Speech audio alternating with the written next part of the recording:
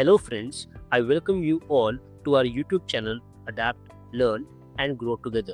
In this session and the upcoming session, we will discuss Excel hacks that will help in improving our productivity while working with Excel. This is the list of Excel shortcuts that we are going to cover as part of this session. Before we move ahead, let us discuss the data that we will be using to understand these Excel shortcuts. This is the data that we are going to use for understanding the Excel shortcuts covered in this session. Here, the information related to product, that is brand, category and subcategory, are being captured. Also, from column L to column N, we are capturing the total sales for all the given products. For our initial discussion, we will be focusing on the data starting from column A till column E, and later we will take the help of the data starting from L to the column N. Let us begin our discussion with discussing and understanding Control Shift Plus and Control Minus shortcuts. Control Shift Plus helps in inserting a row or a column in the given data. Control Minus helps in deleting a row or a column in the given data. Let us go back to our Excel sheet to see how it works. We will try to insert a test column and a test row choosing the shortcut given to us. Select the column before which we want to introduce or add a new column. In our case, we want to add a new column before the product column, which is column E, and then we will press Ctrl Shift and Plus. There, a new column has been inserted before the column product.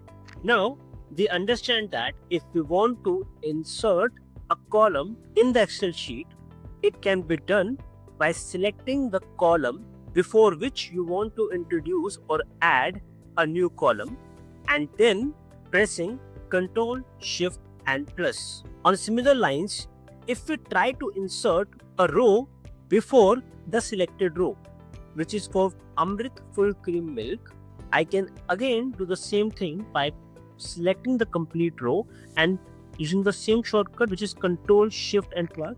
We can see here that a new row has been inserted above Amrit full cream milk. So Ctrl Shift Plus can be used to insert a column or a row basis the selection of the data.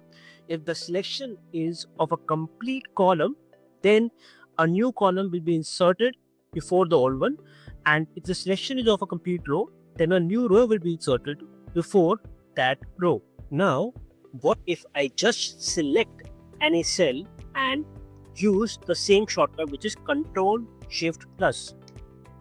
Here, the insert dialog box gets opened up and it gives us 4 options. Let's go through these options one by one. Starting with our first option, which is Shift Cells Towards Right. If we select this option, keeping the reference cell as D3, the value starting from the reference column till the end of the data will get pushed towards right for that particular reference cells row. So if I click on OK, my expectation would be that this A2 cow milk is shift towards the test column and the test value 1 will get shift to the column product, and the product column value, which is Amrit A2 cow milk, will get pushed towards column G. Also, the values before that selected or reference cell will have no impact. So let us click on OK, and just the value present in the subcategory column, which is A2 cow milk, is pushed towards right to the test column. The value present in the test column, this test value 1, is pushed to the product column, and the product value, which is Amrit A2 cow milk, is pushed to the column G. The values present before the subcategory column are not impacted with this option. It should also be observed that this is happening for a particular row, and that row is the reference cells row. Again, selecting the cell for my next option and press Ctrl Shift plus. The second option is shift the cells down. So it means that starting from this cell, each cell present below this cell in column subcategory would be pushed one cell down. So if I click on OK, I expect that starting from test value R till the last value in the subcategory column, each value will be pushed by one cell in the downward direction. Again, the values present before that reference cell will not get impacted. Again, click on OK, and we can see that test value, which was part of test row and the subcategory column, has moved one position down, and similarly it has happened for all the values present in the subcategory column. Now moving to our third option, which is entire row.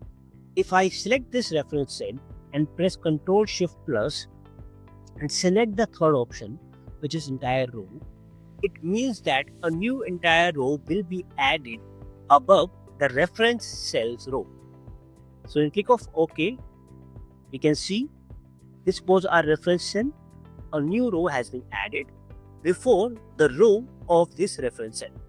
Similarly, if I again press Ctrl Shift plus and select the fourth option, which is entire column, it will insert a new column before the reference cells column, which is in our case subcategory.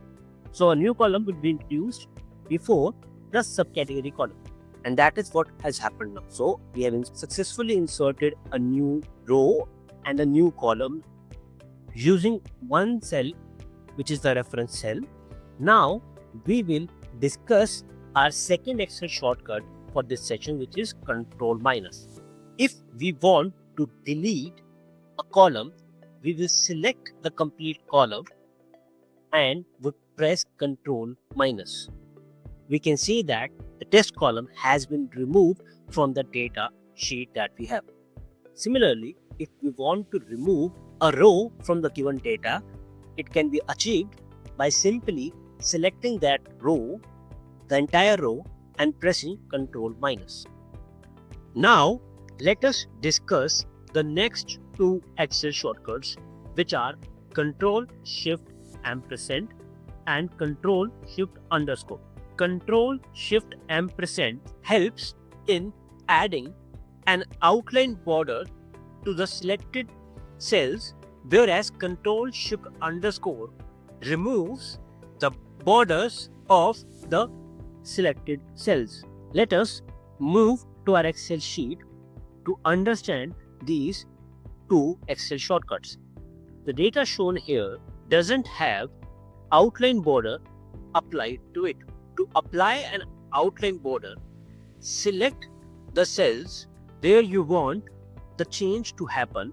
In our case, I have selected the first 4 products, and now when I press Ctrl Shift and ampersand, we can see that an outline border is applied. So if I want to apply an outline border to the selected product, I can again apply Ctrl Shift and ampersand. So here again, for this row, an outline border is applied. So this is how Ctrl Shift and ampersand adds an outline border to a selected group of cells. Now for the next shortcut, I am adding borders in the row capturing the information of the product Amrit Full Cream Milk. Now if I press Ctrl Shift and underscore, we can see that the borders that were applied to the selected cells have been removed. So Ctrl Shift ampersand adds an outline border to the selected cells, whereas Ctrl Shift minus removes the borders from the selected cell. Now moving to our next set of Excel shortcuts, which are Alt H O A, used auto fit the row height, then Alt HMC, which is used to merge the cells, then Alt HMU, a shortcut to unmerge the cells, and Control 1, the shortcut to open the formatting dialog box. Let us now start with the Excel shortcut Alt HOA. It auto fits the given row height. So if I want to auto fit the value present in column E2, I can simply do this by using this shortcut, selecting the cell and then pressing Alt HOA. You can see the value present in the cell E2 is now clearly visible, which was not the case earlier. Since we selected only the cell E2, the auto fit of row height was applied to row 2 only. If we want to apply the auto fit of row height to the complete data, let us select the complete data set and then press Alt HOA. Now we can see that earlier there were some issues in terms of the values being present and the values that were visible to the user. After applying autofit to rows, the values present in column E are completely visible since autofit has been applied to all the rows present in the data. Now moving to our next shortcut, which is Alt HMC, and it is a shortcut of merging the cells and aligning the merged cells with center alignment. Now, if I want to merge these two cells, I can simply achieve it by pressing Alt H, M and C. So, first we'll press Alt H, then M, then C. Here we are getting a warning which says merging cells only keeps the upper left value and discards other values. So it is giving us a message that if we click on OK to apply a merge of cells, the value present in the left cell would only be stored in the merged cell and the other value will be discarded. So if I click on OK, only milk will be the value present in the merged cell. Again, if we want to merge the cells R3 and S3, we will simply select these two cells and press Alt H M C, and now these two cells are merged into a single cell. In case if I want to unmerge the cells, I can achieve that by using the shortcut Alt H M U. So Alt H, then M, then U. We can see that unmerge is applied to the merged cell.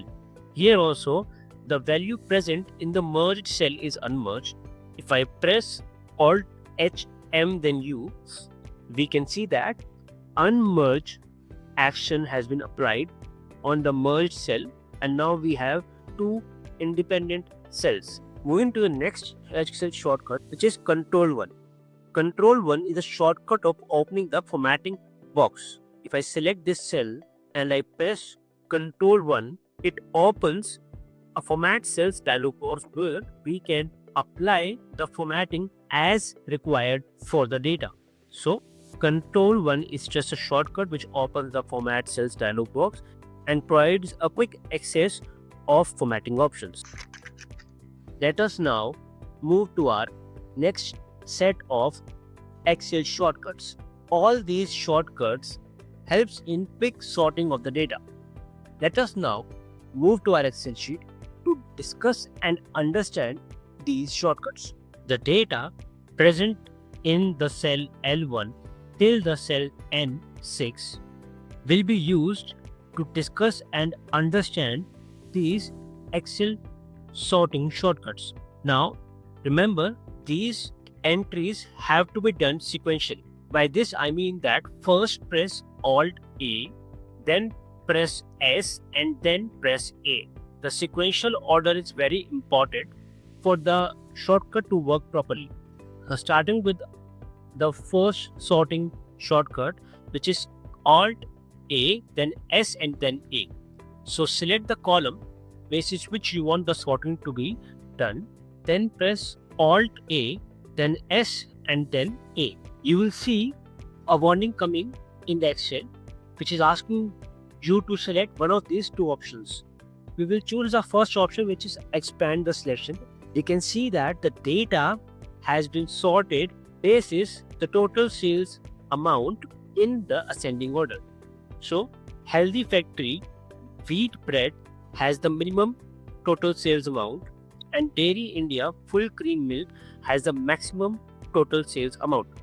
Now, if we want to sort this data in descending order, we can achieve this by selecting the column basis which we want the sorting to happen in descending order, and then press Alt A and then S and then D. It again shows you the same warning. We will select the same option, expand the selection, and then we will click on sort. Our data is sorted in the descending order of the total sales amount. Now, if we want to apply custom sorting, we can open the custom sorting dialog box by entering Alt A, then S, and then S again. So after selecting the data and entering Alt E, then S, and then S, we can see a sorting dialog box is open, and now we can sort the data basis multiple conditions. So if I want to add a new condition, I can do so by clicking on add level button. If I want to delete a condition, I can again do that by selecting the condition and clicking on delete level button. When I click on add level button, we can add the next condition by selecting the column name and selecting the order in which you want that column to be sorted. To remove sorting from the given data, we can do so by again opening the custom sorting dialog box and using the delete button. So I press Alt A, then S, and then S. Here I can select the condition and delete that condition. I have highlighted one Excel shortcut in red as it was not working in my Excel sheet, and I would suggest to remove any sorting condition by using the Alt A S S shortcut, which opens the custom sorting dialog box and gives us an option in the custom sorting dialog box of deleting the conditions. So with this, we have completed all the Excel shortcuts that we planned to cover in this session. I hope the session was helpful.